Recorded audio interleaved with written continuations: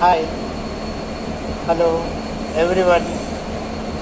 ముఖ్యంగా చెప్పవలసింది ఏంటంటే, మన విశాఖపట్నం బీచ్ 150 అడుగులు వెనక్కి వెళ్ళిందంట. అంటే వాటర్ 150 అడుగులు వెనక్కి వెళ్ళింది. దానివల్ల ఏంటంటే మన పిల్లలు బీచ్లకు వెళ్తుంటారు, కుర్రవాళ్ళు అంటారు, అందరూ బీచ్కి వెళ్తుంటారు. వ్యూ బాగుంది కదా అని రాళ్ళ మీదకి వెళ్ళి గెంతడం, రాళ్ళ మీదకి వెళ్ళి కూర్చోవడం, ఫోటోలు తీసుకోవడం, ఇవన్నీ చేస్తుంటారు. దానివల్ల ఏంటంటే ప్రమాదకరం. ఒకసారి వాటర్ వెనక్కి అంత దూరం వెళ్ళిందంటే అది 10 రెట్లు వేగంతో ముందుకు వచ్చేస్తుంది. ఎప్పుడు వస్తుందో కూడా మనకు తెలియదు. అది వచ్చిన వేగాన్ని ఎవరూ తట్టుకోలేరు. అందుచేత ముందు జాగ్రత్తగా హెచ్చరిస్తున్నాం, జాగ్రత్తగా ఉండండి, జాగ్రత్తగా వెళ్ళండి. వాటర్ ఎప్పుడైతే ముందుకు వస్తుందో అప్పుడు నీటిలోకి వెళ్ళడానికి ప్రయత్నించండి.